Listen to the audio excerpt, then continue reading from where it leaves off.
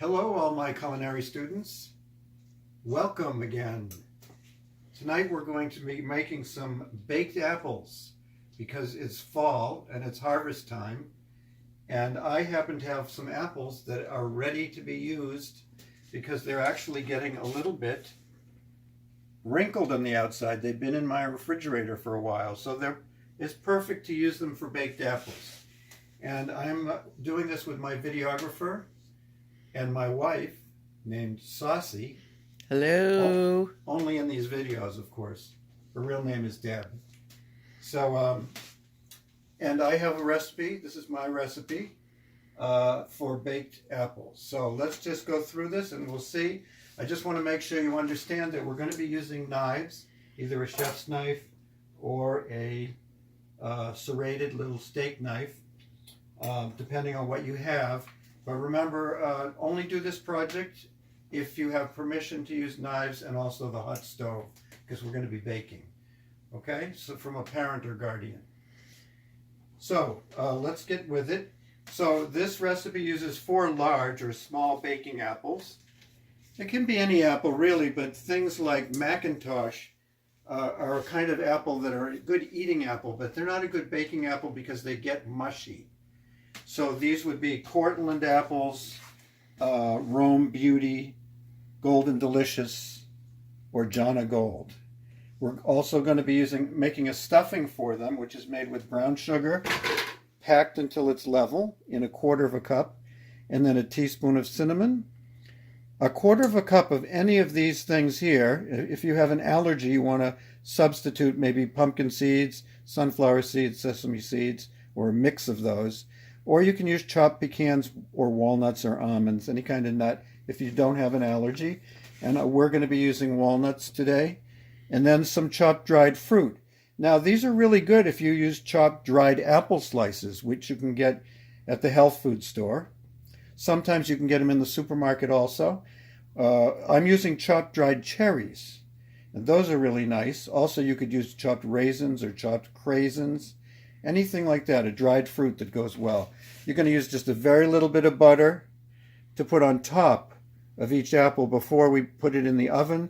And then 3/4 cup of boiling water we're going to put in the pan once you get everything in the pan, because that's going to make kind of a sauce where at the end you can baste the apples with the sauce before you take them out of the pan. Okay? So we're going to preheat the oven to 375. I've already done that. And the first thing to do is cut holes in the apples for the stuffing. So this explains, carefully cut around the stem in a circle, then scoop out about a 1/2 inch hole with a small spoon until you've gotten the seeds out, but don't dig right through the other end or the filling may leak out. So I'm going to show you how to do that. You'll see I have, before I do that though, I'm going to finish up my chopping here. So I want to show you 2 ways to do it. These are the dried cherries. You see they're very dark cherries, but they're sweet cherries. So you can, if you have a knife like this, it's a serrated knife. It has serrations here.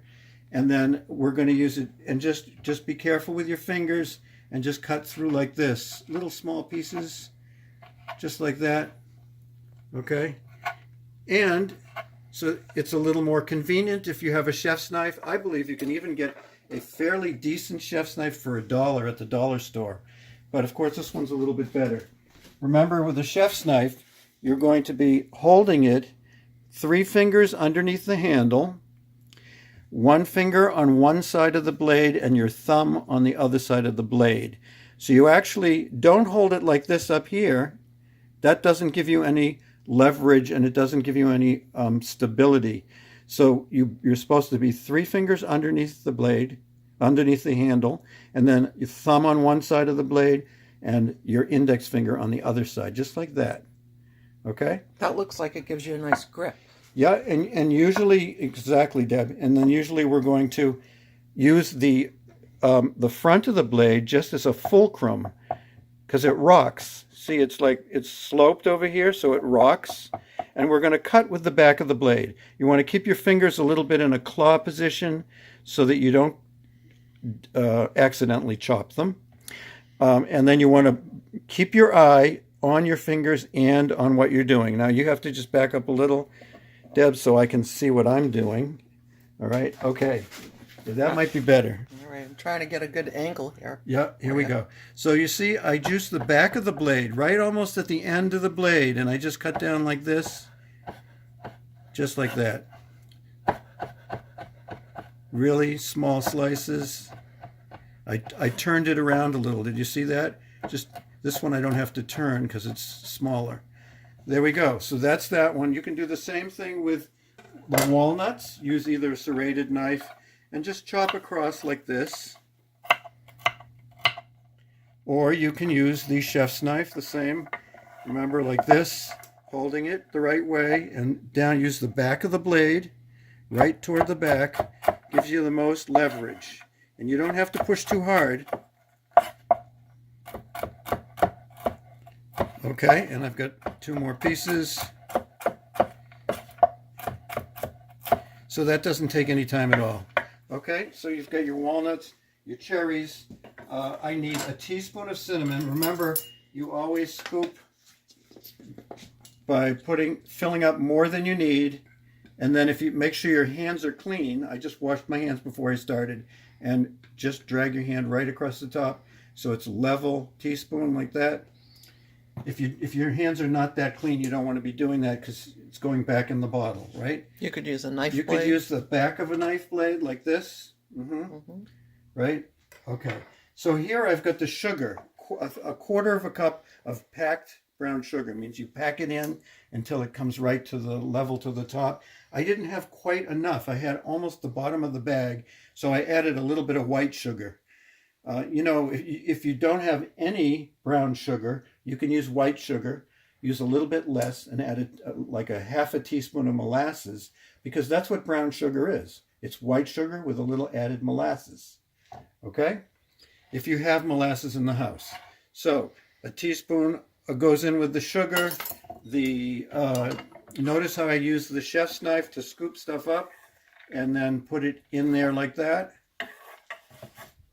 Just be careful. If your knife is very sharp, you want to be careful that you don't get your hand along where the blade is. So just like that. Okay, so that's all of our filling right there. I can use this spoon just to mix it up. Spoon, fork, doesn't matter, anything.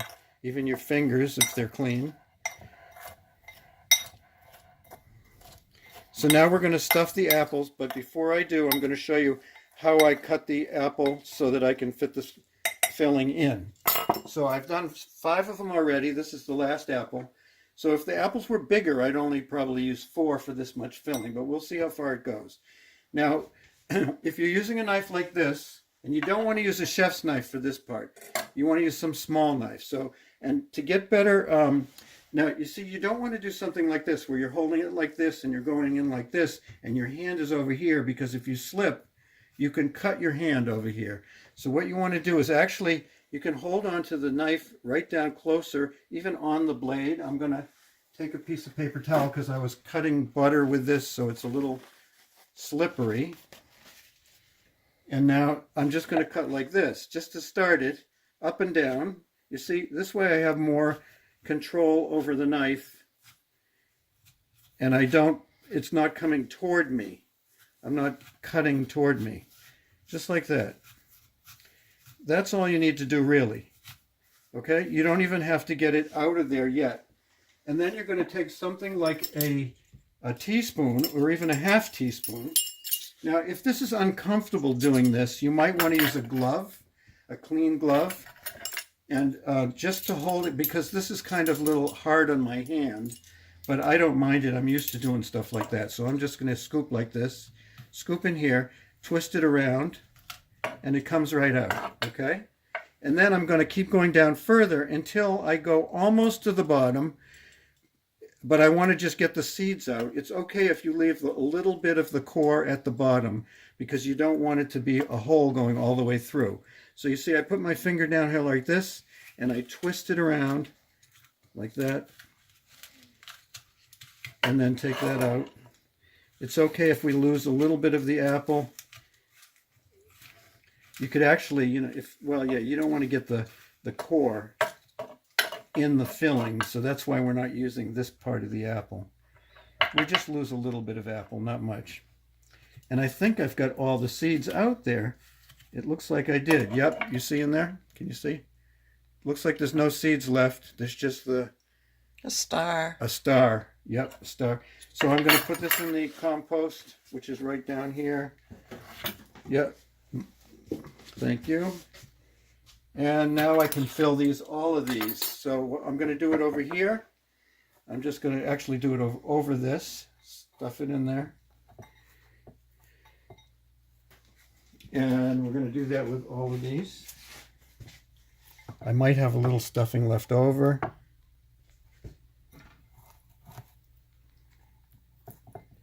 There's 3, 4. How are we doing on time there? 11 minutes. Okay, that's not too bad. I had to explain a few things, so. And one more. I'll just have a little bit left over. Well, overall, it's a pretty fast dessert. It is a fast dessert, yes. Helps you improve your knife skills. Okay, we've got 3/4 of a cup of hot water. It says boiling, it just has to be hot. And you want to really, depending on how big your pan is, this is like a 9 by 13. Some people have glass baking dishes this big. I think that's about enough, just so that it's not going to dry out completely. The apples should start to produce a little bit of juice, and then you can use whatever's in there at the end to pour back over the apples when they're done. So how do you test the apples? You know, take a sharp knife, probably one with a point would be better. I mean, you could use this, and you're just going to stick it in. You know, of course, now it's nice and hard and firm, and it doesn't go in very much. But once it comes out of the oven, you could carefully, you might not want to, you could use a glove or a clean pot holder just to hold this while you stick a knife in, just to see how easily it goes through. You want it to be quite soft, but really not completely mushy until they just start kind of, the whole thing starts to melt down. It looks like a pool of apples, so you don't want it to go that far. So what it says here, 30 to 45 minutes. So I'll check them at 30 minutes, and I'll show you a picture of them then, and then I'll do another one a little later if I need. See, maybe the small ones are going to get done quicker than the big ones. And actually, it's better to put the big ones on the outside corners and the small ones in the middle, because small ones, there's more heat on the outside, so the bigger ones need more heat and the smaller ones need less heat. You can put them together like that. Big ones you can put in the corner like that. Okay, the corners of the pan always have less heat. And I'll check to make sure I still have a little water left after about 20 minutes or so. So this is going to be the timer. I'm going to set it for 10, 20, 30 minutes and start it and put them in. I don't need the pot holders right now because it's not hot yet, but it will be when I take them out. And they're going to go here. Middle shelf is okay. My middle shelf's a little bit low today, but that's fine. Okay, so we'll see you then.